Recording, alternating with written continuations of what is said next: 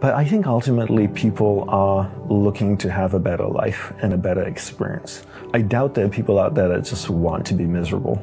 People want to be comfortable, they want to be happy, they want to be joyous.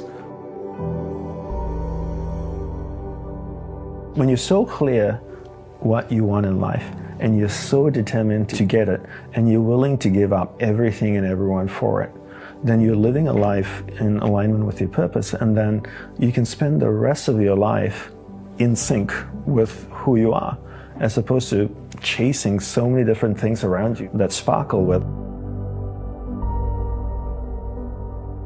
So I can get things instantaneously through technology, and then because we're so trained to getting things as soon as we want them, that we apply that to our life. And we think that, yeah, we can change overnight. And then people out there selling hacks. There's this hack, there's that hack. How are we going to hack this? How are we going to hack business? How are we going to hack the mind? How are we going to hack the body? But it doesn't work that way. You have a child, and your child is growing slowly and learning slowly. There's no way to hack your child.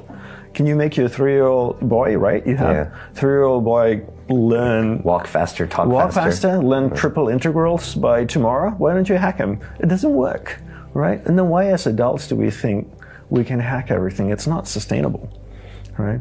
And then the other thing about being a teacher is that, you know, that's another thing that's being sold out there besides hacking. It's like, you know, let me certify you to be a yoga teacher. Let me certify you to be a life coach. I know you're 19 years old and you've never had any experiences in life, nor have you achieved anything that pushed you beyond the limits of your imagination. But let me certify you as a life coach after a 3-day weekend program.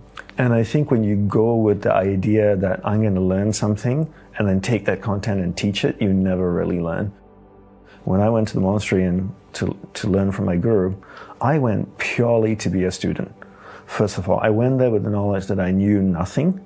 I wanted to learn from him. And then once I learned from him, my goal was to strive to implement everything as best as possible. I have zero intent to teach, right? And I feel when you take that approach, you learn the best. And some of the people that I work with purely have that approach. They have zero intention to teach. They just really want to learn. And so when you go there with that intention, then you learn really well. Because when I lived as a monk, it was all about rituals throughout the day, right? And a lot of times I think people have this misconception that, you know, if you practice something in the morning, people say to me, you know, Dandapani, if I practice meditation for 10 minutes every morning, is that going to affect my life? And I'm like, yes, but what are you doing the remaining 23 hours and 50 minutes? You know, if you're doing things that counteract what you're doing in the morning, then it doesn't help. If you exercise for 10 minutes in the morning and the rest of the day eating, you know, fish and chips and drinking beer and pizza, laying on the couch, it's not going to help. So the whole app is about helping people create rituals throughout the day. The same way that I have rituals in my life, and as a monk I was trained to have rituals.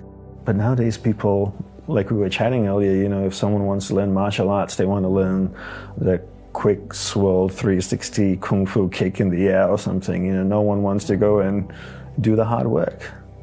And that's all about the quick fix. You know, how can I get from A to B as quickly as possible? It doesn't work that way. And it's not only about training the body, it's about training the mind too, right? The mind needs to adjust, and the mind is like a muscle. It needs to reshape itself to be able to take on a new way of thinking and a new way of behaving, and, you know, progressively hold that new shape. And that only comes through repetition and patience and slow, hard work of doing the same thing over and over again. You know, one of my good friends is an Olympic gold medalist. She won the gold medal in beach volleyball. And she told me, and she had an amazing teacher, a coach, she said, and she said at one time the coach made her work on the volleyball court, do footwork for 6 months with no ball.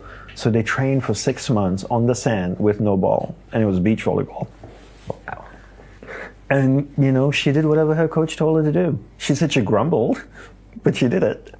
But that's the training that most people just don't want to go through, you know, and I think so many teachers out there are selling quick fixes, and because they have never been trained themselves properly, so they've got a quick fix learning to get from A to B, so then they go and teach a quick way to get from A to B.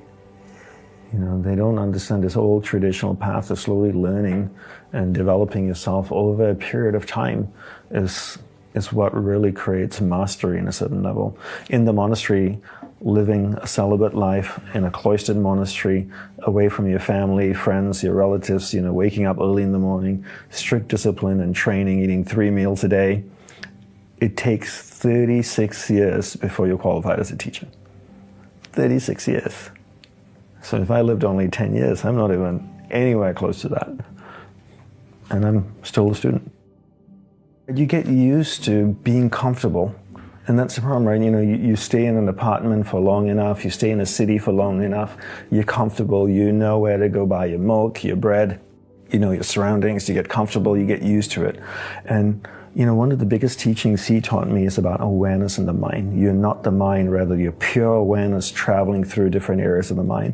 And your goal is to take your awareness from your conscious mind, move it through the conscious mind, through the subconscious, into the superconscious areas of the mind, which is the most refined areas of your mind to experience deeper inner states and ultimately self-realization, God realization. But awareness travels in the mind, but when you get stuck physically in a certain place and you get used to your surroundings and your comforts, your external environment is a reflection of how your awareness is working in your mind. That means your awareness is stuck in a particular area of the mind because there's really no separation between your inner state and your outer state. And what he was teaching me is that by moving me around, making sure I never got comfortable long enough one place to stay attached, he was teaching me that to not allow my awareness to get stuck in a particular area of mind and in a particular area of the mind and stay in a rut, and that I could actually break my awareness free from a particular area of the mind, really grab hold of it and take it deep within myself and experience deeper states of mind and the superconscious and ultimately self-realization. Which is what we're all looking for, right? I don't know if everyone is looking for it, because I think people aren't aware of what it is. They haven't defined it for themselves. But I think ultimately people are looking to have a better life and a better experience. And I doubt there are people out there that just want to be miserable. People want to be comfortable, they want to be happy, they want to be joyous. But are they looking for self-realization? I don't know.